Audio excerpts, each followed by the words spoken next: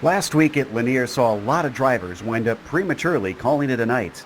But the Georgia circuit is small and flat compared to New Smyrna. The steep banking and half-mile length means speeds will be up and the danger will be increased.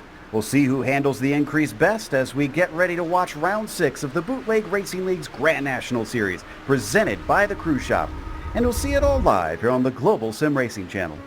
Hi, I'm Joe Peak, and with me in the booth is Chris Foby. Behind the scenes is our director, Sean Crackers Ambrose, and he's using cameras provided by Dougie Beard. New Smyrna sees tons of racing action around this time of year due to the Daytona Speed Weeks. So now is perhaps the best time to learn a little bit more about what makes this short track special.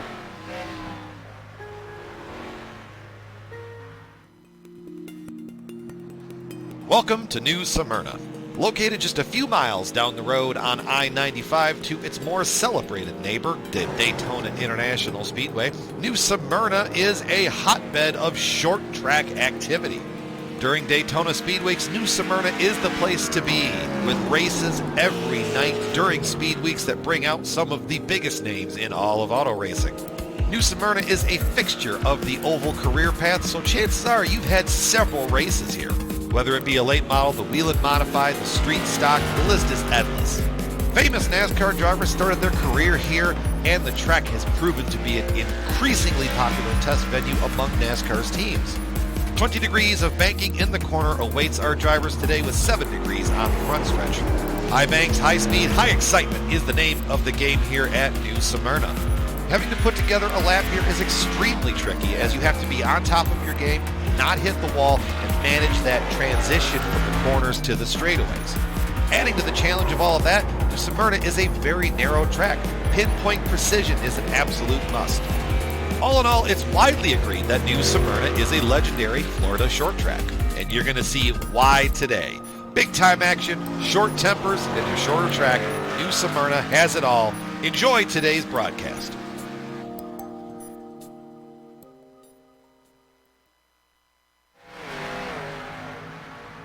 They see a little bit more info about this beautiful Florida track, but Chris, short track racers everywhere probably is super eager not only to be there, but get to watch the racing that's about to take place. For sure. This is a track that is steeped in history as far as short track racing goes. Home of the World Series of short track racing. What we're going to see here is a very exciting event. The banking in the corners allows for a lot of side-by-side racing, but there's some trouble spots as well. Look for those transitions off of turns 2 and 4 to be real trouble spots for these drivers, as the high bank in the corners flattens out quite a bit on the straightaways. So a prestigious track here that we're going to be racing on, and looking for some good side-by-side action this evening. Yeah, can't wait to see how they handle it with the Grand Nationals coming here for the first time. But as a reminder, this series is brought to you by the Cruise Shop.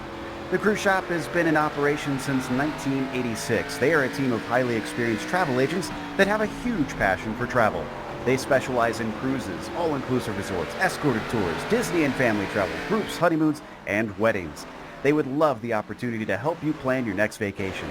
Give them a call today at 260-755-6125 or visit them online at thecruiseshopfw.com. The Cruise Shop is dedicated to fulfilling their clients' dreams one destination at a time. I do believe we've got Bruce Pearson ready to talk to us, probably hoping to take a vacation to Victory Lane here this week as we pull him in and have a little chat.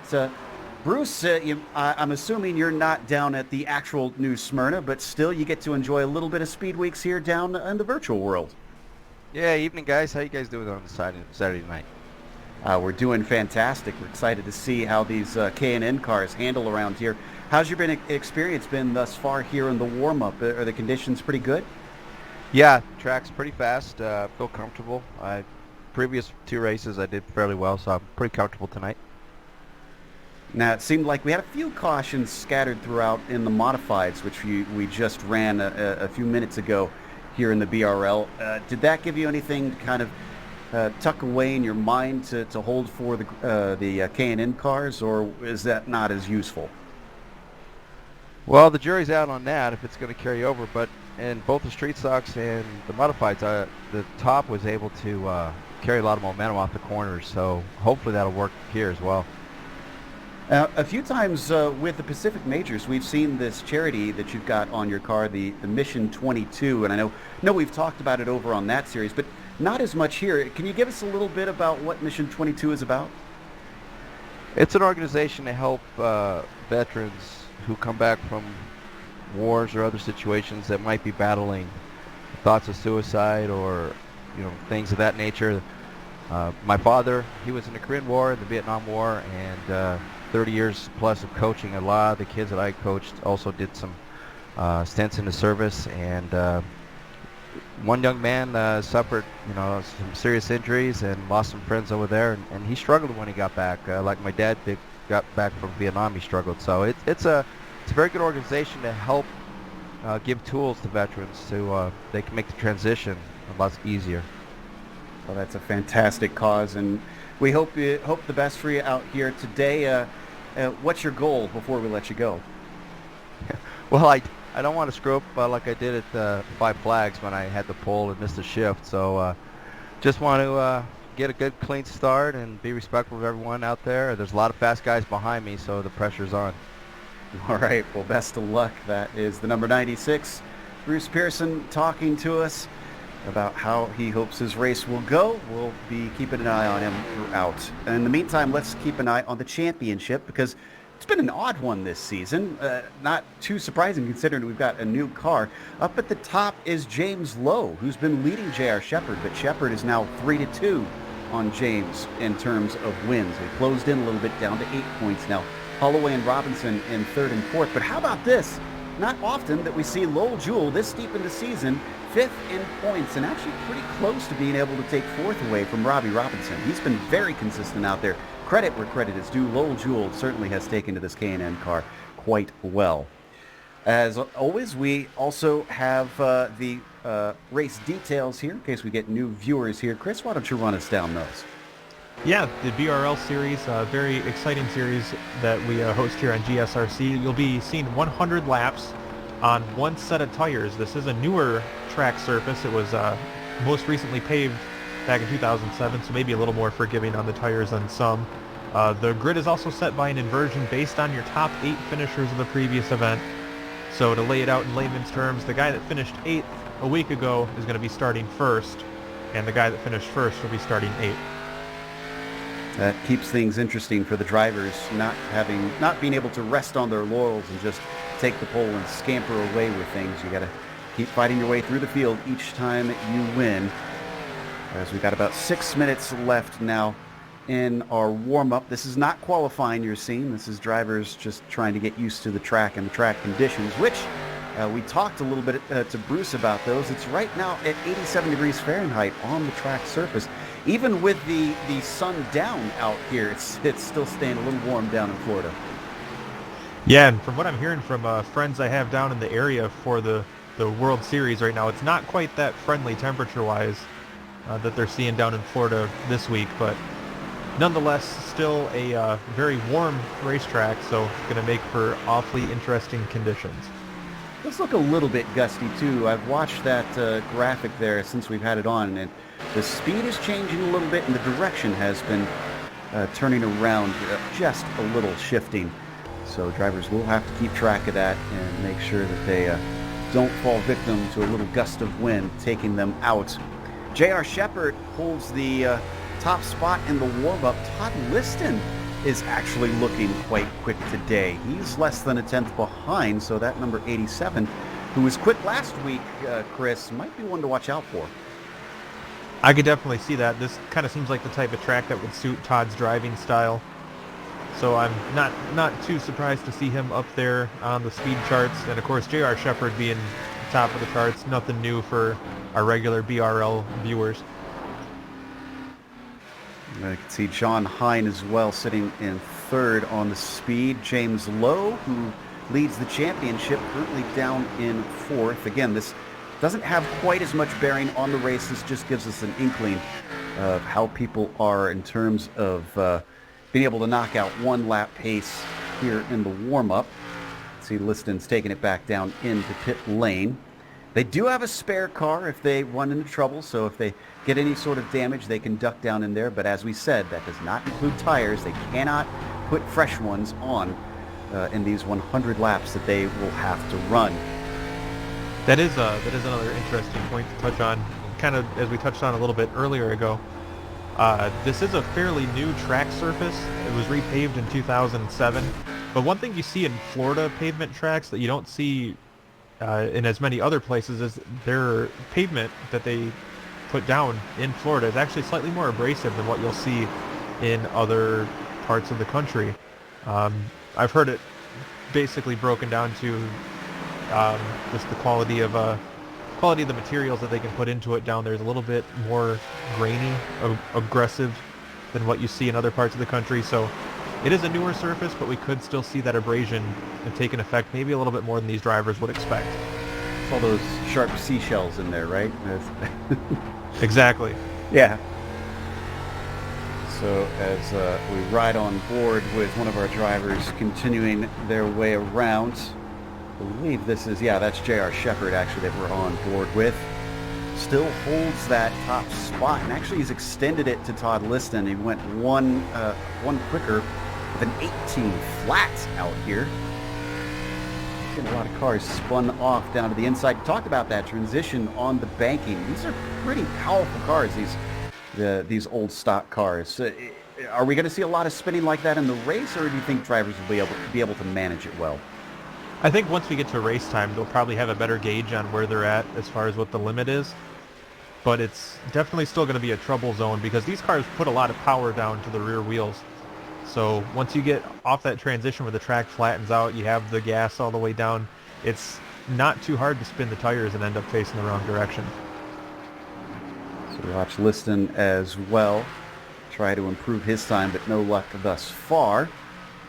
Looking down the order as far as our championship hunters, Lowell Jewell unfortunately down in 13th. A bit of a smaller field here today. Wonder if a few of our snowbirds have headed down to Florida to actually watch the real thing. I really wouldn't put it past him. Our director Sean was saying many of his friends up in Riverhead Raceway have actually ducked down at this time. Yeah, there's a few drivers from our area up here in Michigan that have made the trip down to race, and quite a few more that have gone down to watch. So it's definitely a magnet to circle racing fans this time of year. You see Bruce Pearson, his practice, which has been limited slightly by us having a little chat with him, has got him in 10th. That is the number 81 of Joe Segala just going underneath him. You mentioned the side-by-side racing due to the banking. Is that top line going to come in, or does it even need to come in? Is it going to be viable from the get-go? I think it'll be there pretty early on. It's a very well-banked track. 20 degrees, I think, is the exact measurement. And those guys on the outside, I think, will be able to hop to it pretty quick. All right, so hopefully that should give us some great action. Should hopefully also help those who usually start on the even numbers on the outside line on those restarts. So sometimes on these shorter tracks, we see that being incredibly undesirable for our drivers, and maybe that'll give them a little bit of hope that they won't immediately be freight trained if we get a caution and a restart out there. One thing I'd love to see, and I don't know if iRacing would be able to do this, is they don't have it raceable on here, but they've got that quarter midget track down to the inside of turns 1 and 2. Wonder when they're going to get one of those in. I would love to see them get like a quarter midget mini wedge type car involved. Even go-karts would be really fun. And you have tracks like this one that have the track to the inside like that. There's a track up here in Michigan that has a similar setup outside of turn 3 of the track. They have a quarter midget track, and the track I work at during the year actually does the same thing as well. We're building a mini wedge dirt track in the inside of our course. Ooh, that would be cool. Well, right now we've got to go to the grid, and Bruce Pearson will be starting on the pole. He was the man we were talking to before, and as he said, his last time on the pole didn't go so well. Robbie Robinson will be starting in second next to him, with Ruben Altice in P3. Joe Segala on the outside of the second row. Lowell Jewell restarts in P5 with James Lowe in 6th position. J.R. Shepard will be starting 7th with Brad Speidel in 8th and Mike Allen in 9th. Todd Liston rounds out your top 10. Just outside of the top 10 is Jeffrey Harden starting 11th, followed by Kurt Smith in 12th. Lucky number 13 is going to be Mike Holloway with Donnie Moore 14th and John Hine completing the field. Bad news for you, though, Chris, on the go-karts, though, at least I guess on the road side. iRacing did look into it. Last we heard, they're not going to be making them. They did actually scan, well, they had a tire that they showed they scanned. I don't know if they scanned the whole thing, but they tried it, and they just, because of the physics the way they are now, apparently they can't quite get it to work with their current system. Probably not good to have it on a car where the driver can actually go flying off of it. You know, and that's been one of the things a lot of people have talked about on the forums, that the go-karts, you shift your weight in real life to try and help it corner and whatnot. And you can't really do that in the sim. So that's another sort of thing that they've got to try and figure out, I guess, before they bring them on. Maybe someday we can cross our fingers and hope. Yeah, once we all get into the Matrix, fully immersed, then it should be fine. Yeah, VR is already a thing, right? They can track where you lean your head, so maybe that could be it. If we're not already in the Matrix right now. But let's not go down that rabbit hole. Yeah. Rabbit hole. I see what you did there. Anyways, Bruce Pearson's going to have control here as the Mustang pace car going to give way and duck down into the pit lane. The number 96.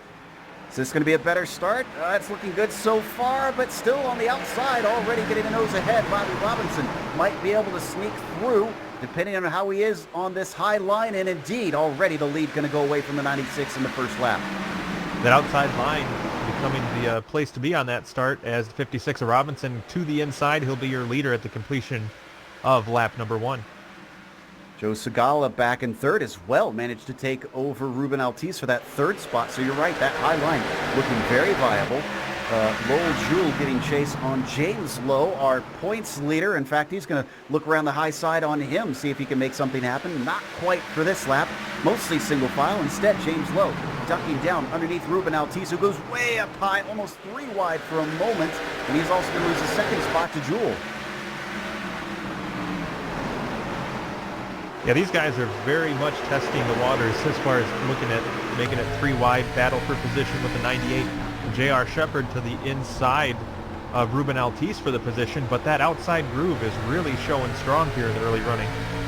Shepard's still in 7th place. He'll get 6th here if he can manage to seal the deal on Altice. But obviously not in a hurry with all the laps that they have. Maybe trying to conserve the tires on that machine. And I see James Lowe now going for another spot as we got a spin in the background. That was Kurt Smith I see involved. I see also Holloway in the 31. Where did this start? Oh, this started actually with Brad Speidel. Speidel gets turned by Liston.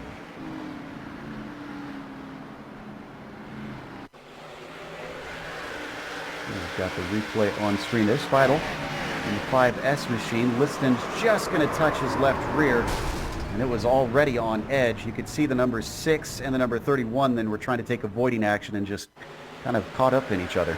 But what about that save by Speidel to keep it off the wall? That was amazing.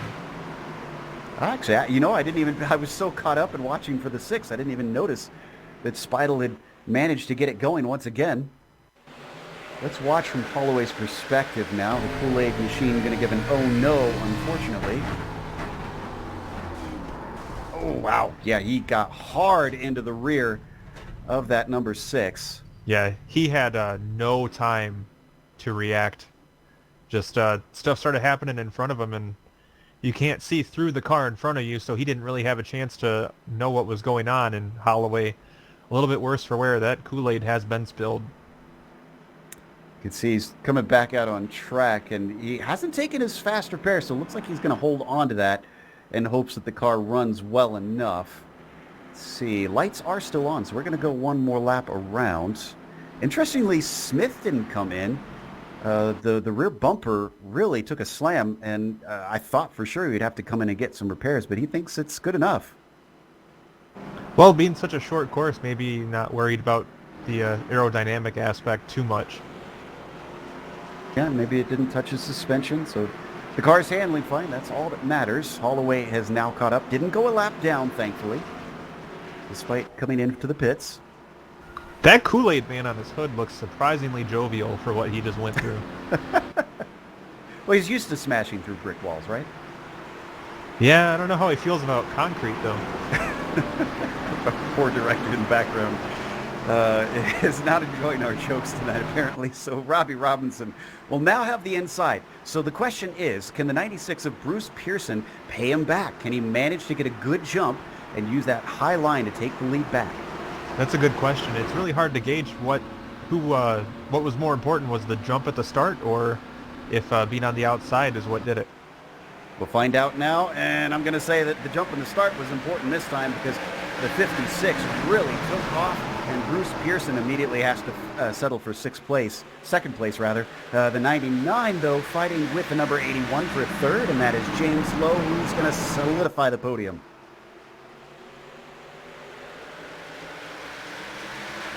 Battle for second now as James Lowe goes to work on Pearson. Ooh. Oh, we got cars spinning. Altice and the 81 of Segala goes around. Somebody else got tagged in that as well. I didn't get a chance to see who that was. They did a good job trying to get around him because Segala went completely around. Altice managed to straighten things out.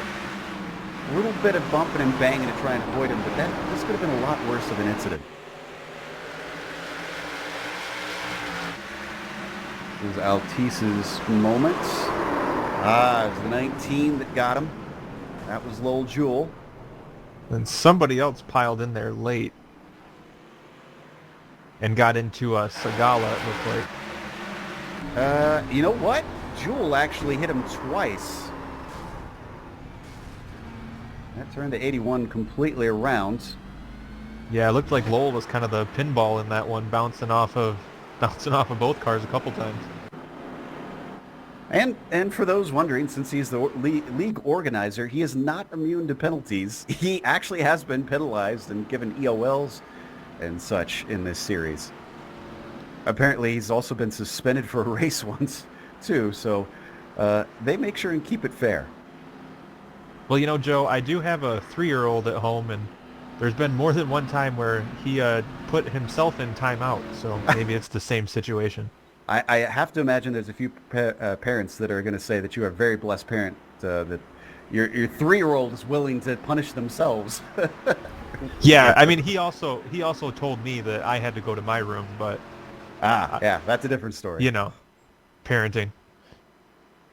All right. Do we have the... Nope, the lights are still on the pace car, so we're going at least 1.5 more around. Robinson's still your leader. Pearson's still in second. James Lowe has been really good on these few laps we've been able to get under green, so I kind of wonder if he's going to be able to quickly get second place from the 96. He was challenging for it before the caution came out. In fact, I was taking a look at him and caught the caution happening out of the corner of my eye. So we'll take a look and see, and really interested to see how Pearson picks up this restart after the way the last one went. By the way, J.R. Shepard is well in 5th place. For those not familiar with this series, that 98 has a habit of winning races, and he can do it from just about any position on the grid. So keep an eye on him as he's continued to pick them off bit by bit as the race has gone on. Restarting on lap 16 with Robbie Robinson to the bottom in that number 56, the orange and white. This one a little bit better for Bruce Pearson, but it's not good enough because down to the low side, James Lowe has his nose in there, still carrying the speed through the corner well as we got a spinning car in the back. No caution, though. That was Mike Allen who nearly lost it and got it pointed back forward. Well, a bit of a jackrabbit start by Robbie Robinson, but it works out very well for him as the field still getting sorted out. Looks like James Lowe gets very close to the back bumper and now to the inside of Pearson for the runner-up position, and looks like J.R. Shepard trying to follow his example 1 row back. Yeah, is going around. Pearson trying to hold on to it, but he's going to get hit multiple times. Once again, Lowell Jewell getting the worst of things, and we got a car on its lid. That is Donnie Moore, and he's trying to get it back over. We don't see it on screen. There it is. Oh my goodness, it's like watching a turtle.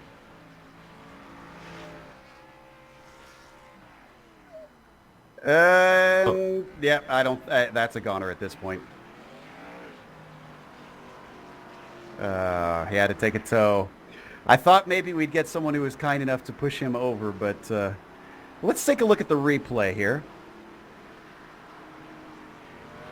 Yeah, before the awkward turtle incident, this is what led up to it. Let's see if there was ghost contact for Pearson or not here.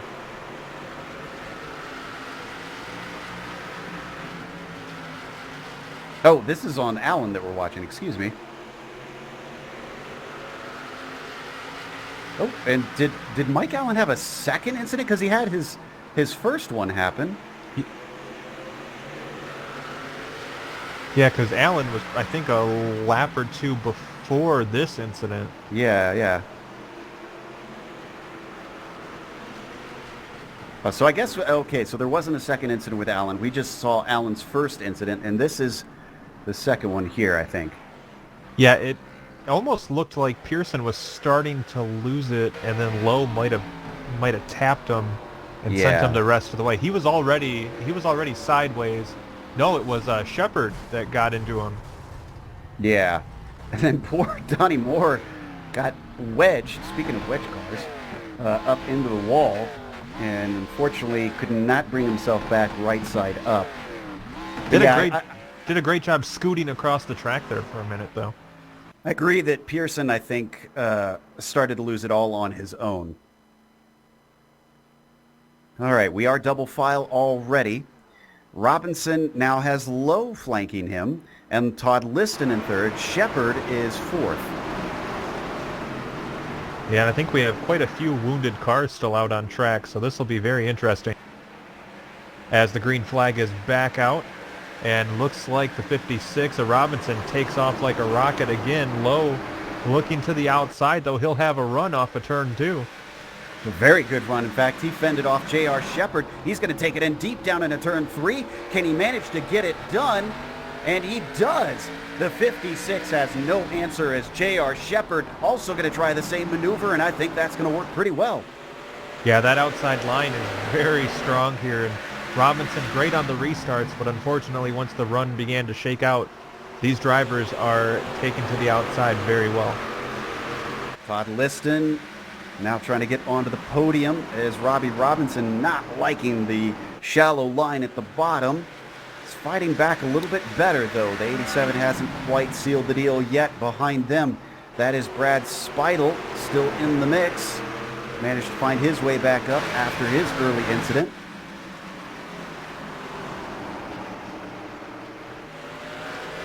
And looks like James Lowe is setting a new fastest lap for the event. So he is on a rail right now with a roughly a half-second advantage over JR, but I believe JR is going to be pretty determined to get back up and actually does shave a couple tenths off that last lap. Meanwhile, we saw on screen Robinson did prevail and not only held off Liston, but Liston lost a spot to Speidel. So we ride on board with Brad now, looking back at that number 87. Can't quite see it from this angle, but Mike Allen has really gotten on top of Liston now. He's trying to find a way through, but each line he wants, the 87 is there. Now he's going to look to the inside, but can't quite get a nose in before the corner. And you can see that rear bumper on Liston in the 87 has just been worn out this race. Yeah, he's certainly had everybody taking a smack at it, unfortunately. On board with Allen, watching this fight for what is effectively third place. Shepard and Lowe have stretched away and said sayonara. Yeah, Robinson doing a pretty good job hanging on after losing the couple spots there on the restart. You got to wonder with the adventures that he's taken around the track how well the tires are going to hold up on Speidel's car, because he's had to work that brake pedal pretty hard. We might want to go up to our leader. Oh, never mind, because I was going to say they're lapping the 26 of Donnie Moore, but Moore was heads up and he let them both through without any incident. Meanwhile, watching Speidel continue to keep up with Robbie Robinson, but not be close enough to try and attack. Yeah, that's got to be very frustrating. He's definitely within sight of him, but not within striking distance, so just going to have to bide his time for now until a better opportunity pops up. In the background, Mike Allen had a big shove from Joe Segala. Now you can see that's really kicking things off as it's too wide, too deep. Mike Holloway in there with, that is Bruce Pearson. No, that's Ruben Altice on the low side in the number 11. Segala's not giving up on Mike Allen. He's keeping with it. Same thing with Altice on Holloway, almost making contact coming off of 4. That high side getting a great shot down the straightaways. Yeah, and a great recovery from Mike Allen, who's had a pretty adventurous race so far. I believe he's gone around a time or two, and able to hang with it. Those cautions probably helping. And Joe Segala not giving up on that inside line. Wonder if this is going to give an opportunity to Mike Holloway, because now that he's managed to keep Altice back there, he's got a single file chance to follow through whoever gets the pass done. And so far it's been swinging in favor of Mike Allen most of the time. He's keeping a nose ahead for the majority of the lap. I guess you could say that Altice and Allen are the sugar in the water, because the Kool-Aid car is also in the mix. And finally he gets it done. Indeed, Allen completes the pass. Mike Holloway, though, isn't able to try and get that spot as well. Joe Segala goes single file. We're going to watch from on board Ruben Altice.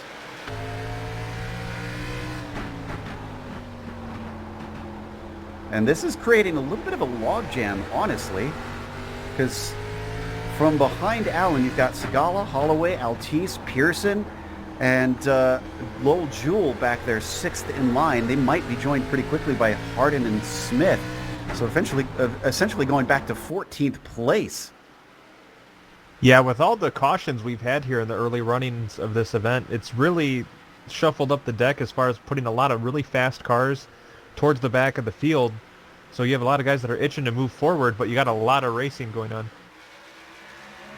The front hasn't been racing quite as much. 99 leading the 98. Oh, is Shepard going way high there? Not sure why.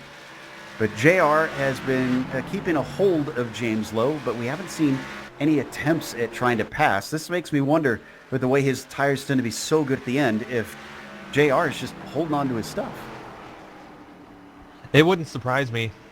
He's done a lot of the hard work getting around most of the other drivers. And, him and James Lowe have raced each other a ton of times. So he might just be hanging back and just waiting for the right moment. After those initial couple cautions at the start, we've been green flag racing ever since. Especially back here between Brad Speidel and Robbie Robinson. Robinson still holding the edge over Brad. Brad has disposed of Todd Liston. They've dropped him even, and is setting his sights on trying to get onto the podium. Yeah, Speidel still within striking distance, but not quite able to make the move yet. He looks to the inside there for a moment, but still has a ways to go if he wants to catch up to the back bumper. To tell you the pace that the leaders are running, and you can see it here on screen, it's right on the nose of Speidel. They are 4 seconds ahead of Robbie Robinson. They've completely checked out. Trying that high line a little bit again here through turns 1 and 2. Speidel starting to experiment, going where the other drivers aren't. Yeah, this is a track where it's a lot more passing friendly than some of the short tracks this division races on. And as such, you can kind of see the quicker, more experienced drivers are able to take advantage and were able to work their way up to the front very fast.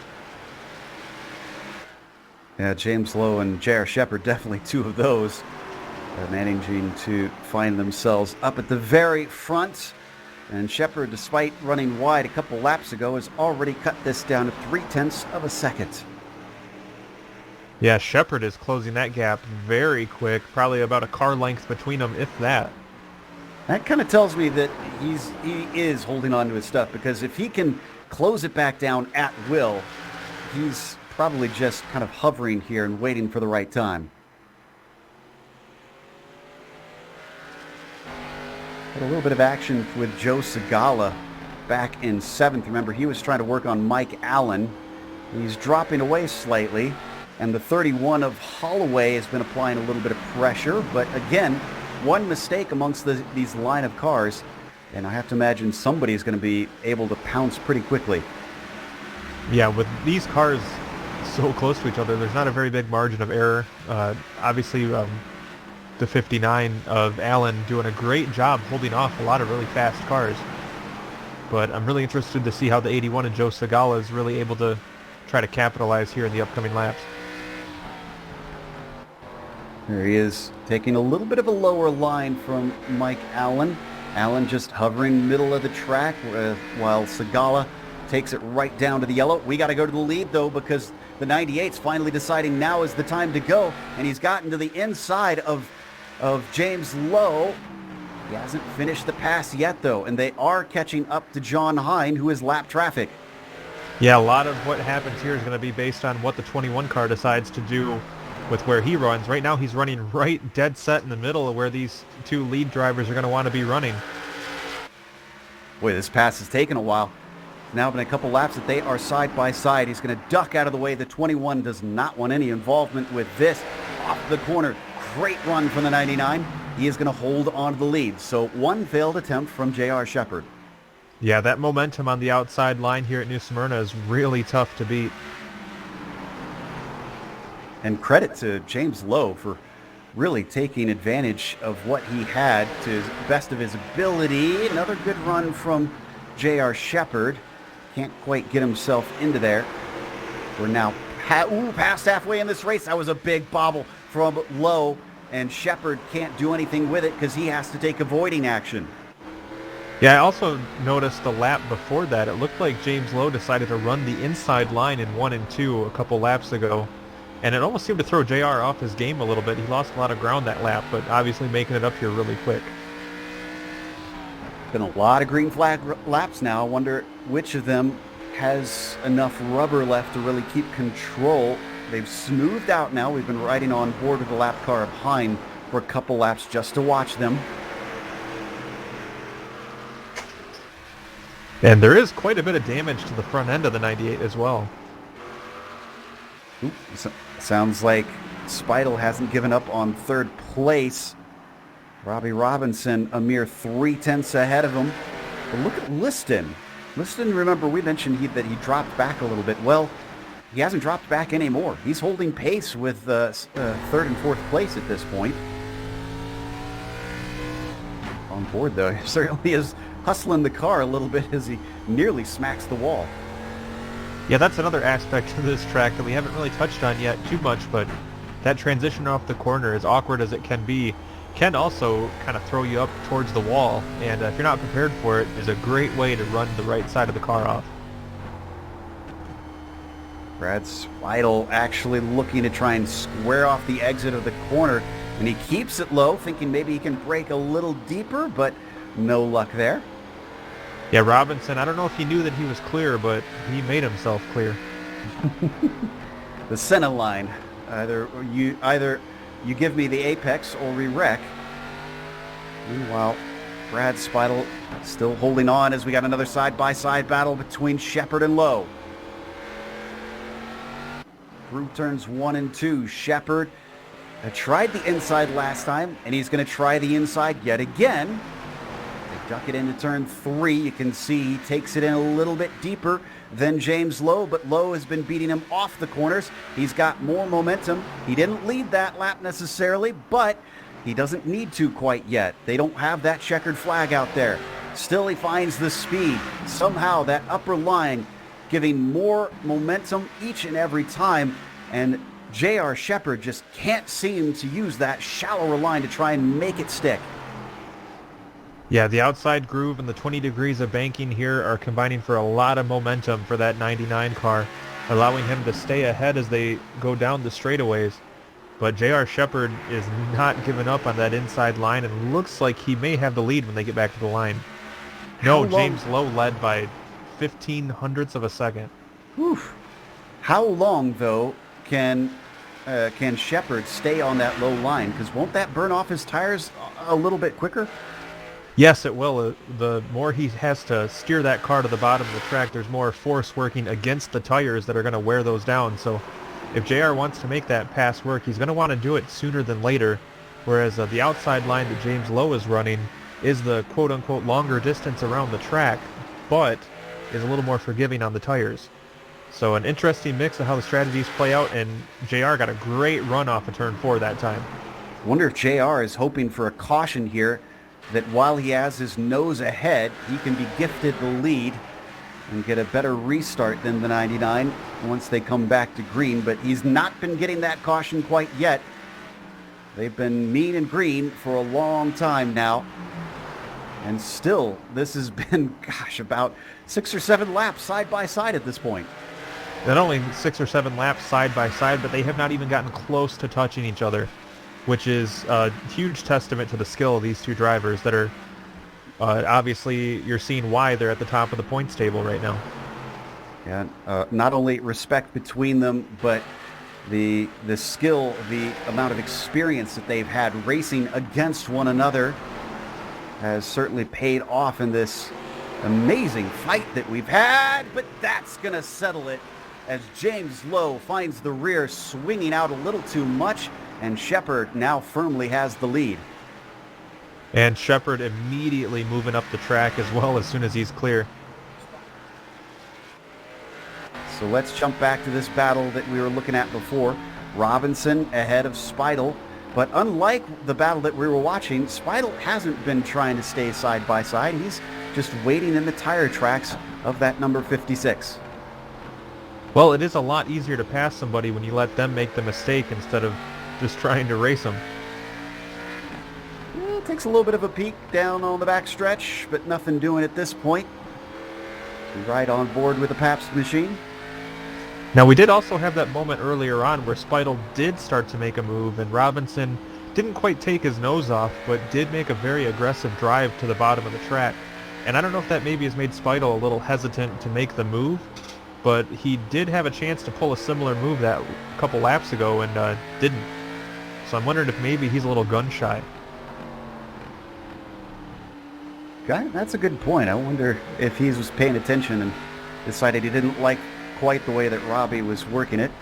Let's go back to 8th position because Mike Allen, who we saw before, still has Ruben Altice, Bruce Pearson, Jeffrey Harden, and Kurt Smith. Now, granted, Smith is a couple laps down here, so he's not technically in this battle.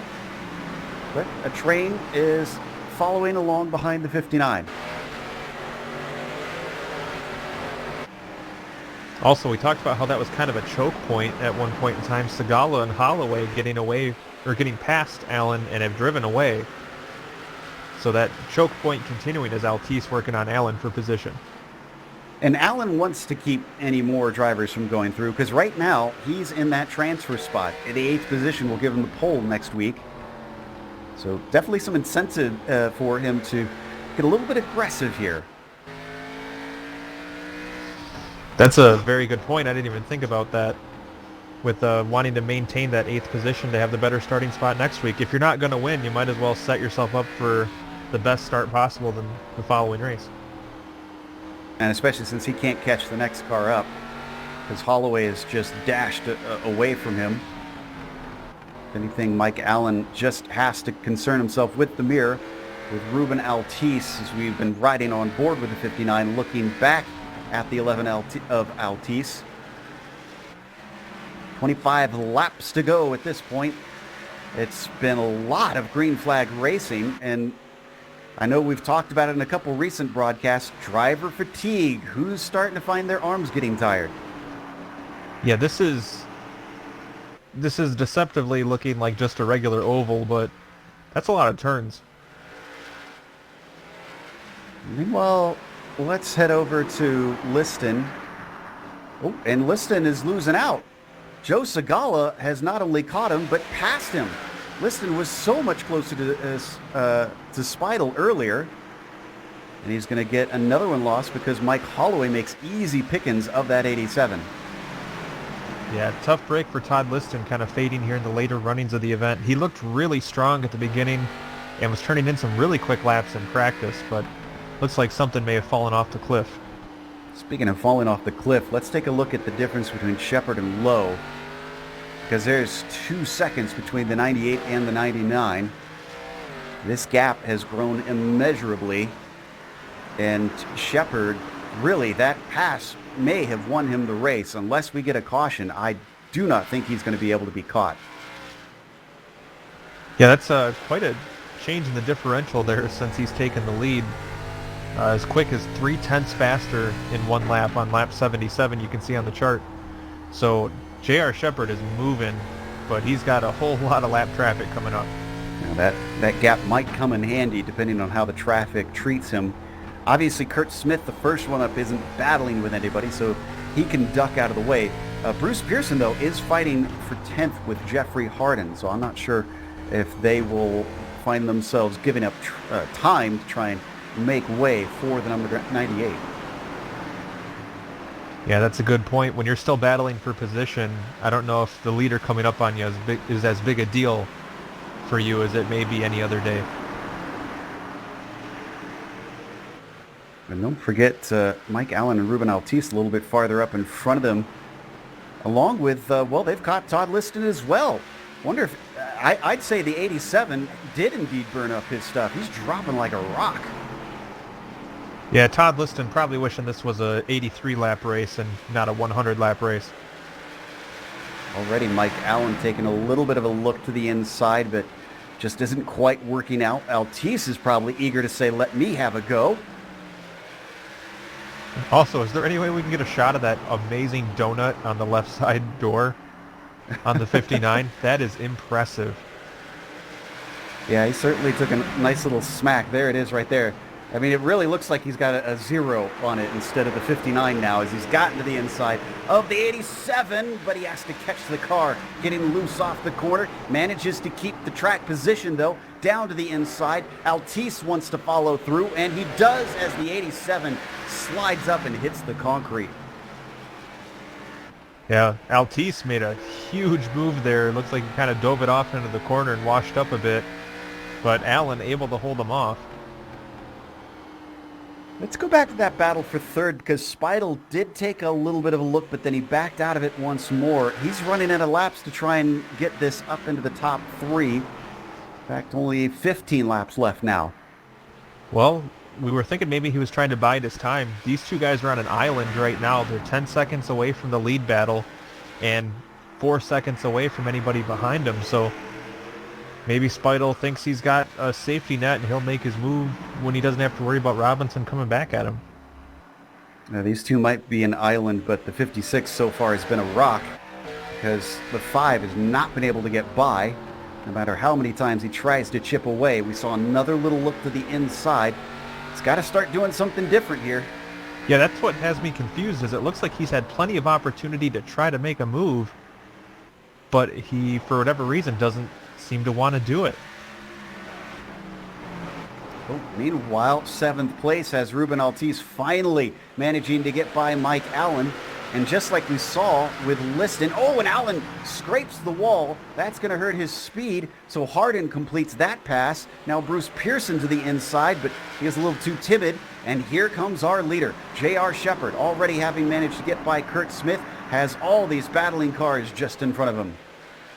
Yeah, this is where we're going to see how polite everybody else wants to be that's going a lap down, because these drivers are all racing for position, but JR is racing for the win. And ooh, looks like Pearson got a little crossed up there as JR looks to the inside of him to put him 1 lap down. This has cost Shepherd time. He's gone from 2.5 seconds ahead of Lowe to less than a second ahead of him. But James hasn't been able to, or hasn't had to work his way through this crowd yet himself. That could gift that time right back as we now go 10 to go.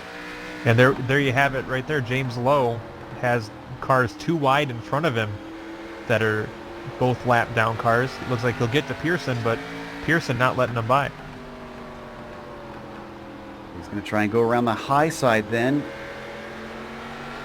And poor Mike Allen is actually giving a lap back to Kurt Smith, a driver he doesn't probably particularly want to fight with right now. He's right on board with Lowe. So Lowe able to get around Pearson, and looks like Allen might be giving him room to get by on the inside. So far it's been working out for J.R. Shepherd. Even though he lost the time, he's getting it back at about 1.5 seconds.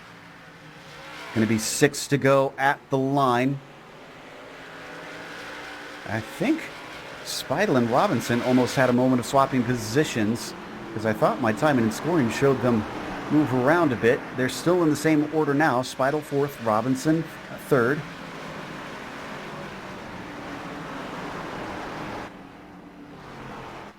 They had to go by John Hine. Wonder if maybe that was part of it. We're down to only 8 cars left on the lead lap of our 15 starters.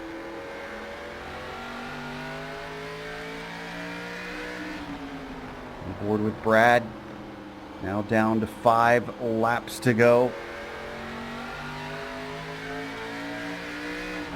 Yeah, just a handful of laps left, and our leader still looks like trying to get through all that lap traffic, and you still have that amazing battle going on for 3rd position. So lots of action still going on here in the closing stages.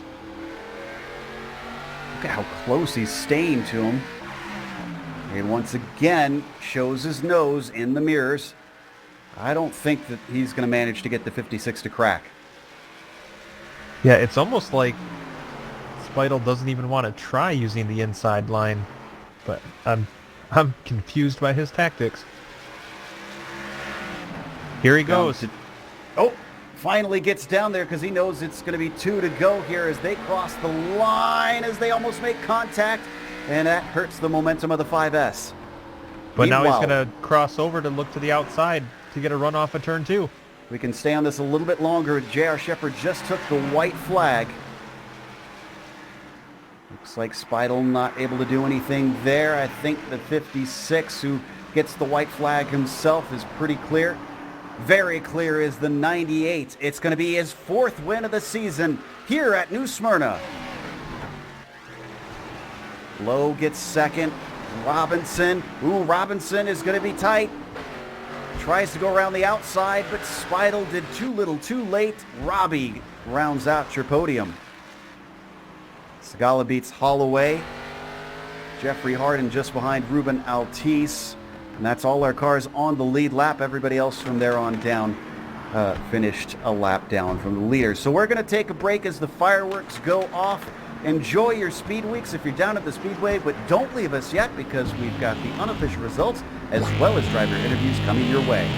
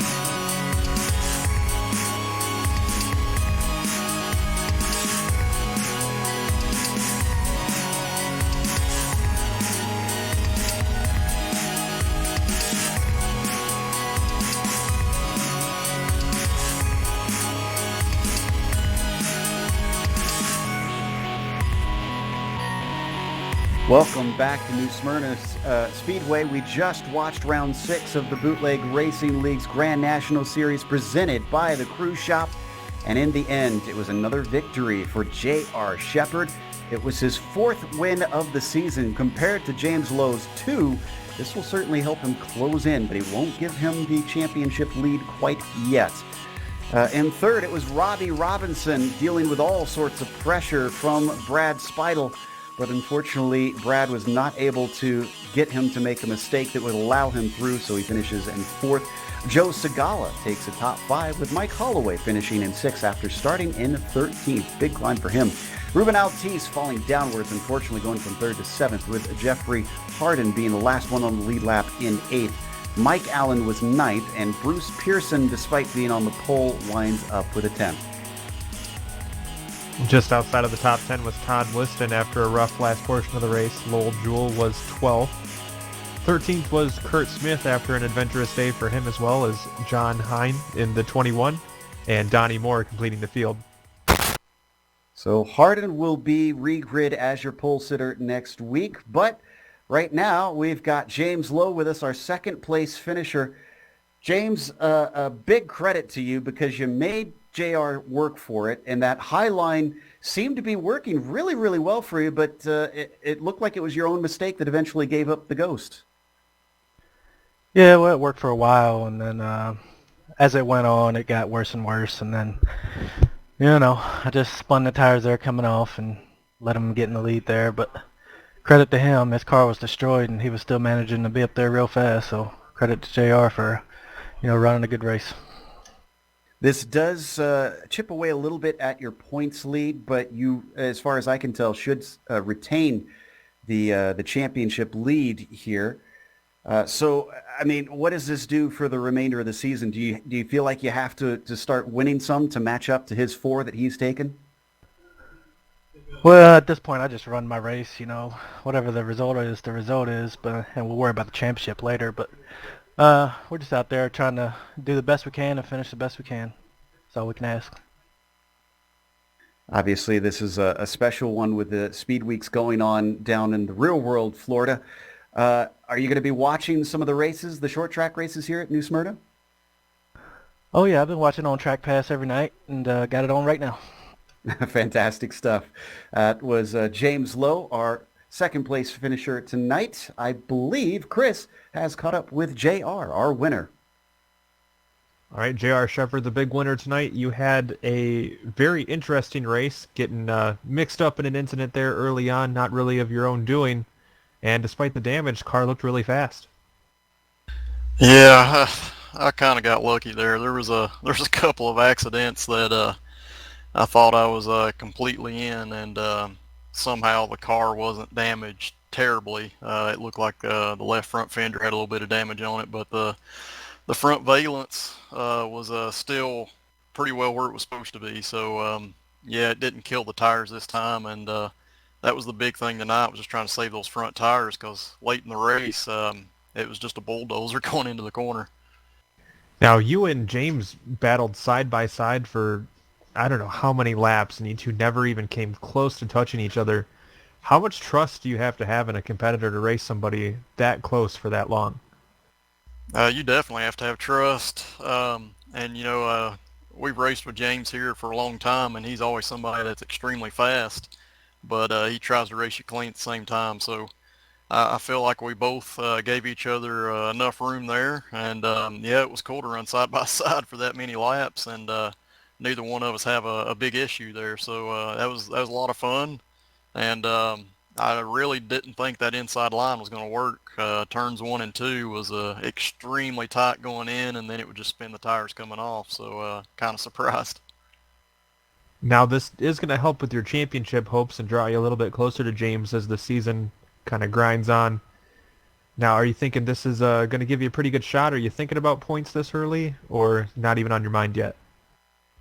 No, not really on my mind. Every season you can build up a good point lead, or you can be playing catch up, but it comes down to the last 3 or 4 races of the year. So we'll just see how things stack up as we get closer to the end, and try to figure out what we need to do. But right now it's just race by race, and trying to get the best finish possible.